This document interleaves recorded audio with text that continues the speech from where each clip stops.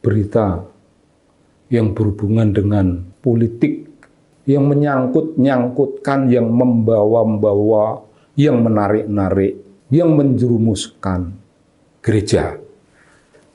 Kira-kira minggu lalu, saya menghadap Romo Uskup di Katedral Jakarta. Saya menghadap, diterima dengan baik, dan saya agak terharu atas penerimaan itu. Dan saya menjadi agak sungkan, agak tidak terlalu confident untuk mengajukan pertanyaan. Karena beliau, Romo Uskup, Romo Haryo, menerima dengan baik dan menanyakan, ini ada apa? Ada apa itu, terus apa yang akan saya tanyakan gitu.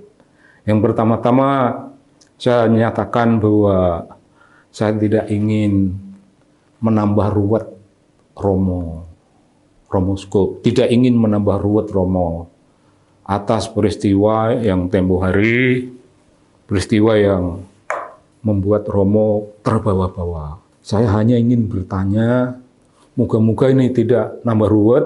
Sebaliknya, saya menyampaikan rasa hormat saya.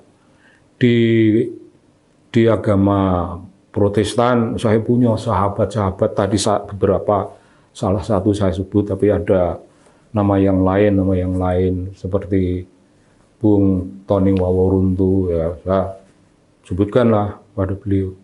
Nah, di Katolik, saya punya sahabat-sahabat yang banyak sekali, romo-romo, orang-orang sangat terpelajar, golongan intelektual Katolik.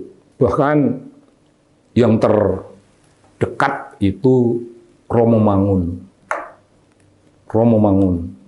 yang ya begitu, Romo Mangun dekatnya sedemikian rupa sehingga saya tidak akan terlalu berani untuk mengajukan pertanyaan, untuk membawa-bawa, mengingatkan Protestan, mengingatkan Gereja Katolik dibawa-bawa ke dunia politik. Jadi Romo Uskup itu lagi ada di rumah, tempat tinggal beliau, kediaman beliau, ya di depan gereja itu ada satu bangunan tempat beliau tinggal. Itu ditelepon, ada orang yang nelfon, apa boleh ini kami mampir. Orang yang disebut kami itu ya gubernur itu yang sudah akan kelar lah masa jabatannya, mau mampir, mau pamitan. Lalu saya nanya, Romo, apakah waktu mau jadi gubernur dulu juga pamitan sama Romo? Kok ketika berakhir jabatannya mau pamitan gitu-gitu? Terus Romo hanya tersenyum kan ya. Romo tidak sukalah diajak ngomong gosip-gosipan, jadi ya beliau tersenyum, dan intinya ya dulu tidak. Lah, sesudah kelar masa jabatan kok mau mampir, mau lapor apa? Ternyata Romo kaget sekali. Ya sudahlah, silahkan mampirlah, namanya mampir masa nggak boleh. Ya begitu intisarinya. Tapi Romo kaget karena yang datang itu bukan Anies sendiri. Itu ada bangsa 7 orang. 7 orang itulah yang bisa membukakan kediaman Romo Uskup. 7 orang lah. Nah, itu juga kira-kira ya tentu ada hubungan dengan orang yang kecewa karena urusan dengan Presiden Jokowi dan sebagainya, dan kemudian langsung menggabung ke Ketua Politik Identitas seluruh Indonesia. Ketua lah dia, bukan bapak. Ketua Politik Identitas Indonesia ya dia. Tentang itu kita sudah bicarakan sebelumnya, tapi waktu datang ke gereja itu ya Romo kaget, begitu banyak orang, dan mereka ya omong-omongan sangat ala kadarnya, tidak omong-omongan yang meriah, yang hangat, yang apa, ya omongan sangat dibatasi. Tapi Romo Uskup itu ditipu. Keluar dari situ, orang-orang itu yang ada Anies di dalamnya, dan dialah aktor utamanya, itu yang menyiarkan berita bahwa para uskup se-Jabodetabek membuat deklarasi, menyatakan suatu, ya deklarasi itu menyatakan dukungan untuk Anies. Wah, itu suatu tamparan bagi gereja Katolik, suatu tamparan yang luar biasa memalukan, yang luar biasa membuat wajah jadi merah karena tamparan itu. Tapi ya pimpinan gereja Katolik itu orang-orang yang sangat berhati-hati, yang sangat konsisten menjaga sikap politik. Gereja Katolik itu, apalagi kaum imam, tidak boleh terlibat politik keseharian, politik-politik dagang sapi, politik-politik murahan, tidak. Gereja Katolik itu memiliki sebutan, tapi kata ini datangnya dari saya, politik adiluhung. Dan Romo ya membenarkan, memang pokoknya politiknya bukan gitu, dan saya sebagai orang Jawa menyebutnya politik adiluhung, dan itu diterima. Memang hanya dengan politik adiluhung itu, tidak ada di dunia Katolik dukung-mendukung pada siapapun. Lagi pula, uskup se-Jabodetabek itu nggak ada. Nggak ada sebutan uskup se-Jabodetabek. Barang yang tidak ada, tapi disiarkan. Akibatnya, karena mempermalukan para imam gereja Katolik, maka kebohongan itu dinyatakan, dibikin perlawanan, bahwa itu bohong kosong. Ingin jadi calon presiden saja sudah bohong, bohong kosong. Dan kebohongannya itu menjadi manipulasi terhadap agama lain. Agama yang demikian berhati-hati sikap politiknya. Romo menceritakan bahwa Anies itu juga melakukan pendekatan supaya dia bisa ke Roma, untuk mendekat Romo Paus atau siapa yang ingin ditarget di sana, dan dia menyatakan itu untuk menyatakan bahwa dia itu seorang pluralis. Bung, pluralis sejati itu tidak peduli apakah dia itu pluralis atau tidak. Itu tidak disadari. Pluralitas sebagai suatu sikap itu mengalir begitu saja, otomatis refleks, tidak dikarang-karang. Kalau kita berlagak ingin jadi pluralis di muka bumi ini, kita pasti melakukan manipulasi-manipulasi. Tidak ada pluralis yang mengaku, aku ini pluralis. Tidak ada orang yang mudah toleran, mudah memberi, mudah merangkul, mudah memberikan doa, mudah sekali memberi akomodasi dalam relasi-relasi antar kebudayaan. Orang seperti itu tidak pernah menyadari aku ini orang yang pluralis, aku ini orang yang akomodatif dalam relasi kebudayaan. Itu tidak ada. Orang-orang itu melakukan tindakannya alami, seperti matahari terbit pada pagi hari memanjat bukit dan lama-lama panas, seperti embun yang turun pada malam hari, dan dia tidak tahu bahwa dia ingin memberi keteduhan di bumi. Dia tidak peduli, saya hanya turun karena saya hanya turun. Dah, matahari bilang, matahari aku ini harus terbit, maka aku harus terbit.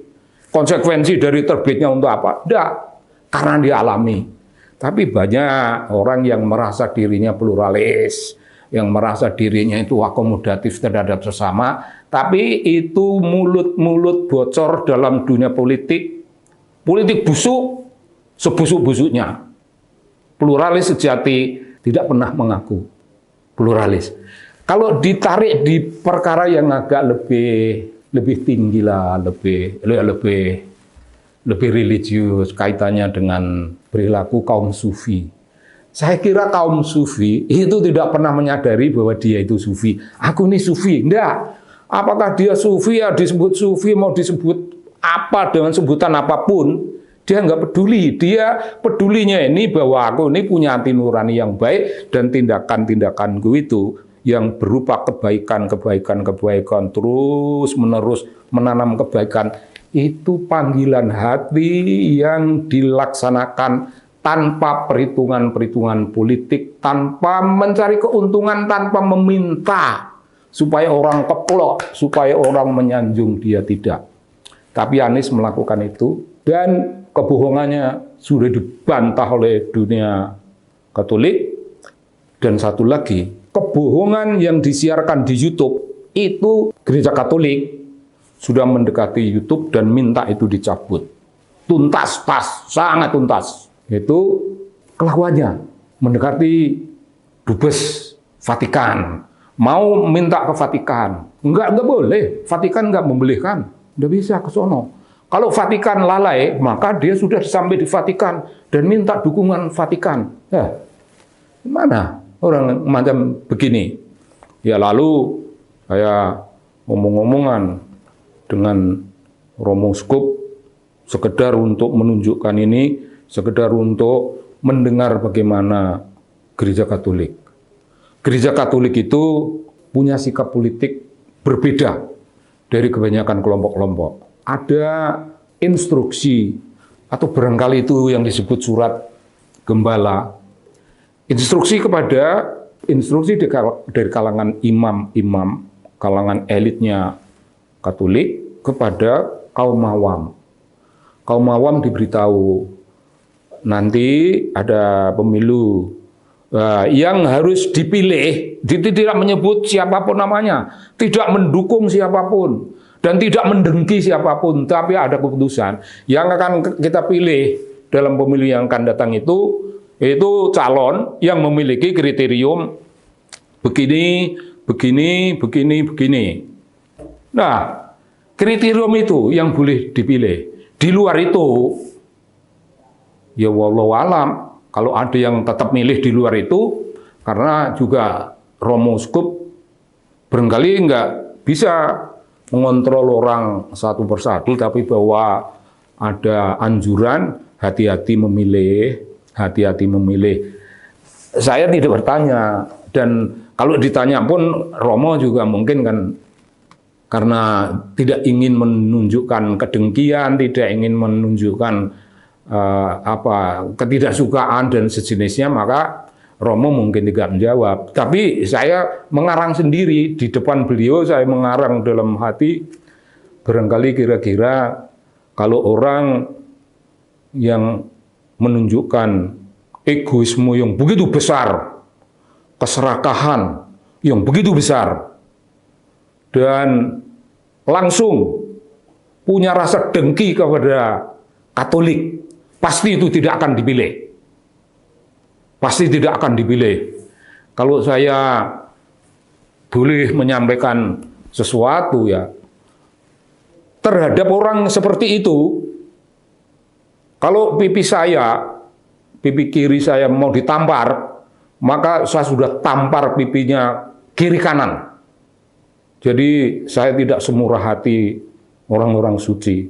Orang-orang suci boleh pipi kiri ditampar, kasihkan yang kanan sekalian supaya enggak, kalau pipi kiri saya mau ditampar, sudah tak tampar pipi kirinya, tampar pipi kanannya. Nah, sikap seperti itu di dunia politik bagi saya kontekstual. Tapi romo-romo, para imam di Katolik punya wawasan tentang politik yang begini-begini. Tidak mendengki, tidak menunjukkan apa-apa, tapi beliau-beliau pasti bisa memuji seseorang yang politiknya akomodatif, seseorang yang tidak ngusik-ngusik gereja, seseorang yang datang di gereja dan barangkali berbuat baik.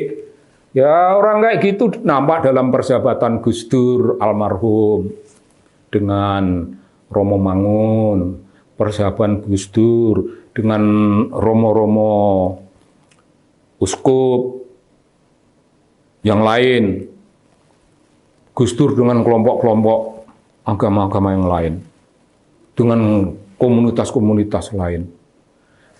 Kalau ada di zaman sekarang ini yang berpolitik dan belak-belakan seperti Gus Dur, kira-kira itu keren sekali. Kira-kira itu keren sekali. Tapi Gus Dur itu sekarang sudah tidak ada. Dan yang mendekati kayak Gus Dur juga tidak ada. Tapi dunia Islam akan tetap pada dirinya, akan tetap pada sikapnya, dan lebih jelas akan tetap pada imannya. Iman keislaman. Wah, itu kaum Nahdliyin yang berbicara. Jangan hanya bersahabat dengan sesama orang Islam. Jangan bersahabat hanya dengan sesama orang NU.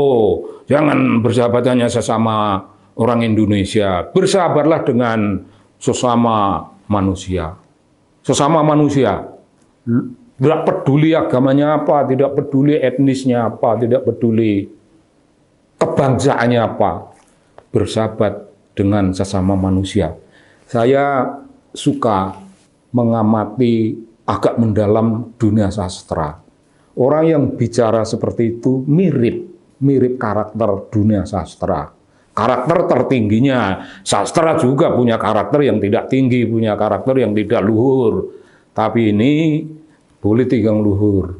Orang-orang yang berpendapat seperti itu, kira-kira dia berbicara, gitu ya. Saya merumuskannya itu speaking to humanity, speaking to everybody, untuk berbicara tentang the language of humanity. Kalau orang, karena pada kata the language of humanity, ini di tingkat dunia pun ini pilihan tertinggi. Barang siapa mengajarkan sesama manusia dan berbicara dalam bahasa kemanusiaan, humanity, itu pilihan bagus pada hari ini. Saya kira itu yang bisa saya laporkan kepada para pendengar.